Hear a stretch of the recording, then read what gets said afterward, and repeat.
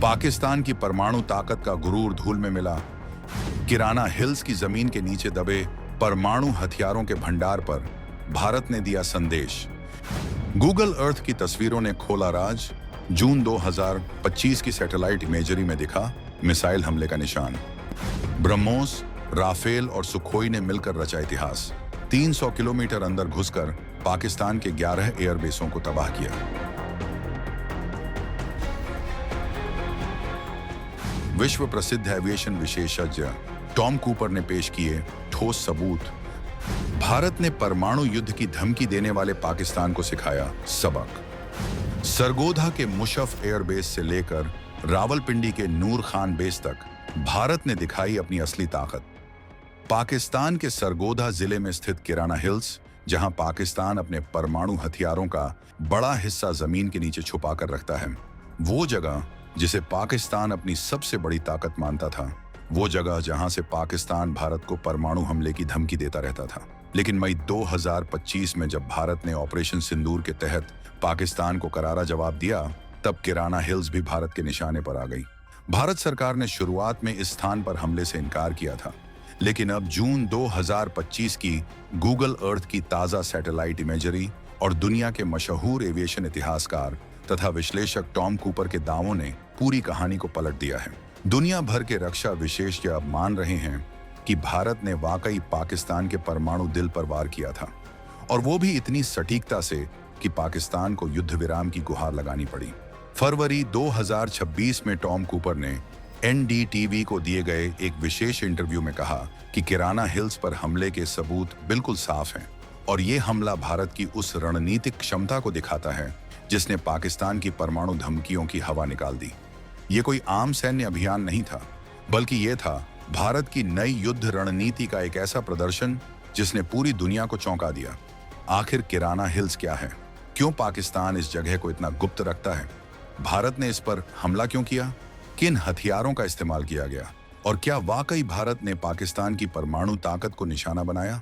इन सभी सवालों के जवाब हम आपको इस वीडियो में देने वाले हैं, तो बने रहिए वीडियो पर लास्ट तक। और अगर आपको हमारा कंटेंट पसंद आ रहा है तो वीडियो को लाइक और शेयर करें और अपने विचार कमेंट में जरूर लिखें। तो आखिर किराना हिल्स है क्या, और ये पाकिस्तान के परमाणु कार्यक्रम से कैसे जुड़ी है?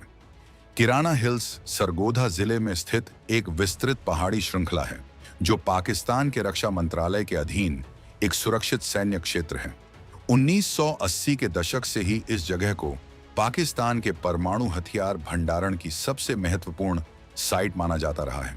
यहाँ की खासियत यह है कि पाकिस्तान ने इन पहाड़ियों के नीचे गहरी सुरंगें और भूमिगत बंकर बनाए हैं, जहाँ परमाणु वॉरहेड्स को असेंबल किया जाता है और सुरक्षित तरीके से स्टोर किया जाता है। किराना हिल्स की भौगोलिक स्थिति भी बेहद रणनीतिक है। ये सरगोधा एयरबेस से सिर्फ 20 किलोमीटर की दूरी पर है, जो पाकिस्तान एयरफोर्स का सबसे बड़ा और सबसे महत्वपूर्ण एयरबेस है। इसके अलावा ये खुशाब न्यूक्लियर प्लांट से करीब 75 किलोमीटर दूर है, जहां पाकिस्तान 4 भारी पानी रिएक्टर चलाता है जो हथियार ग्रेड प्लूटोनियम का उत्पादन करते हैं। वर्ल्ड न्यूक्लियर एसोसिएशन की फरवरी 2025 की रिपोर्ट के मुताबिक खुशाब में स्थित ये रिएक्टर पाकिस्तान के परमाणु शस्त्रागार का दिल है।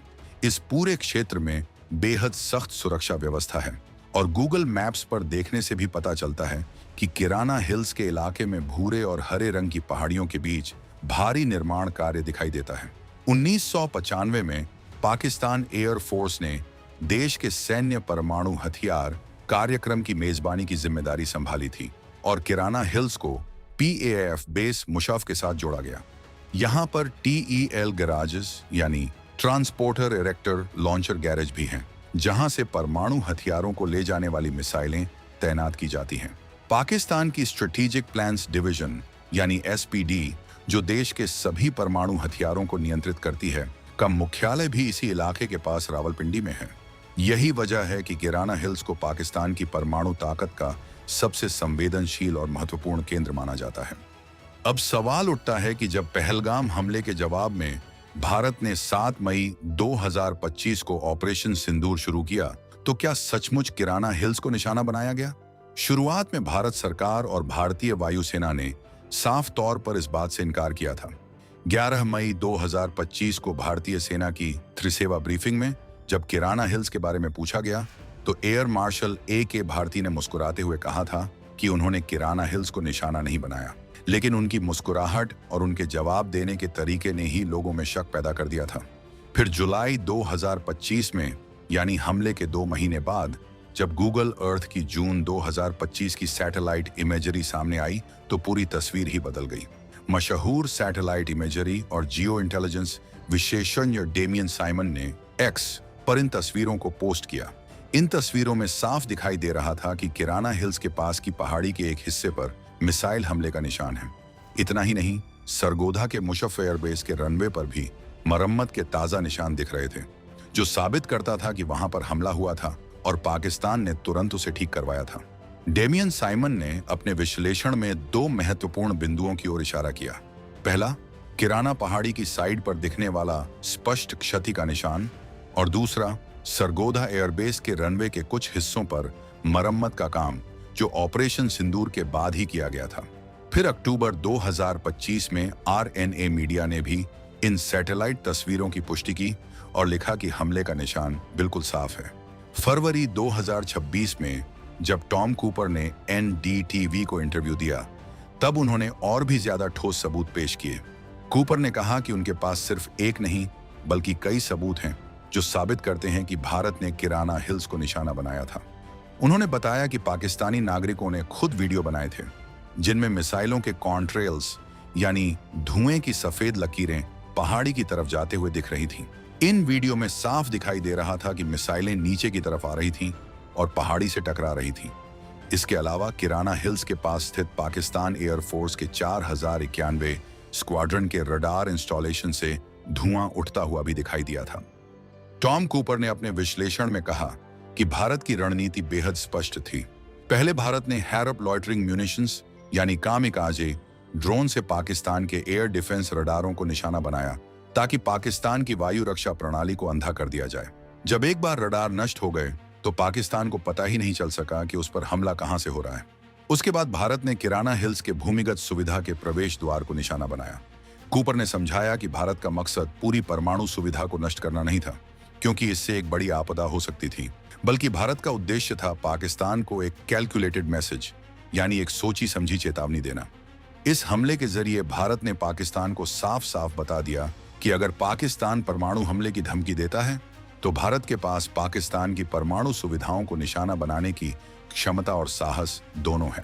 कूपर ने कहा कि यह हमला सूरज के पूर्व में उगने जितना ही स्पष्ट है, यानी इसमें अब कोई शक की गुंजाइश नहीं बची। उन्होंने ये भी बताया कि उनके पाकिस्तान में मौजूद व्यक्तिगत संपर्कों ने भी पुष्टि की है कि सुविधा को निशाना बनाया गया था। कूपर ने एक और महत्वपूर्ण बात कही कि आप ऐसी जगहों को तभी निशाना बनाते हो जब आपको पूर्ण विश्वास हो कि दुश्मन जवाबी हमला नहीं कर सकता। भारत ने यह हमला इसलिए किया क्योंकि उसने पहले ही पाकिस्तान की एयर डिफेंस और वायुसेना को तबाह कर दिया था, जिससे पाकिस्तान के पास कोई रास्ता नहीं बचा था। अब बात करते हैं उन हथियारों और रणनीति की जिन्होंने इस पूरे अभियान को इतना सफल बनाया।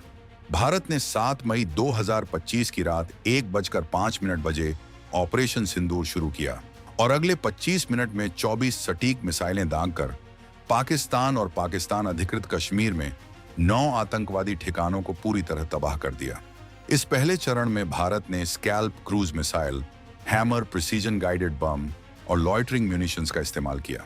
सबसे खास बात यह थी कि सारे हथियार भारतीय सीमा के अंदर से ही दागे गए थे, लेकिन उनकी मारक क्षमता इतनी थी कि वे पाकिस्तान के 300 किलोमीटर अंदर तक के लक्ष्यों को आसानी से भेद गए।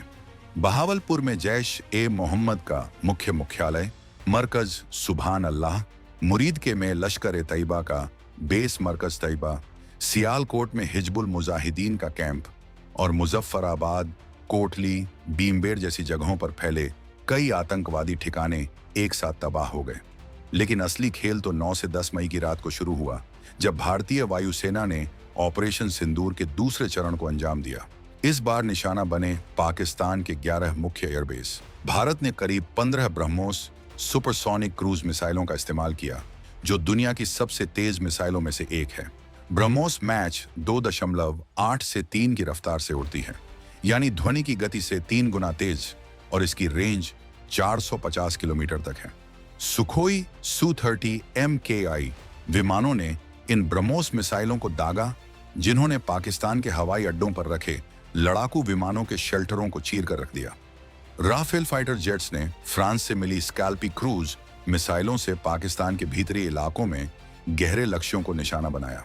DRDO के चेयरमैन समीरवी कामत ने अगस्त 2025 में पुणे में बताया था कि ब्रह्मोस ने ऑपरेशन सिंदूर में सबसे महत्वपूर्ण भूमिका निभाई थी। इसके साथ ही आकाश तीर एयर डिफेंस सिस्टम ने भारतीय आसमान की रक्षा की और पाकिस्तान के किसी भी जवाबी हमले को नाकाम बना दिया।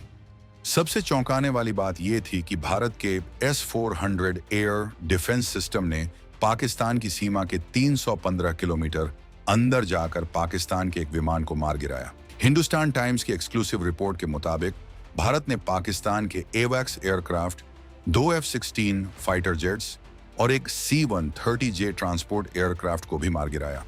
ये हमले रात 3 बजे से सुबह 7 बजे के बीच किए गए, जब दुश्मन सबसे ज्यादा असावधान होता है। भारत ने पाकिस्तान की वायुसेना के सहायक बुनियादी ढांचे को 20% तक नष्ट कर दिया। टॉम कूपर ने अपने विश्लेषण में कहा कि भारत को किसी स्टेल्थ तकनीक की जरूरत नहीं पड़ी।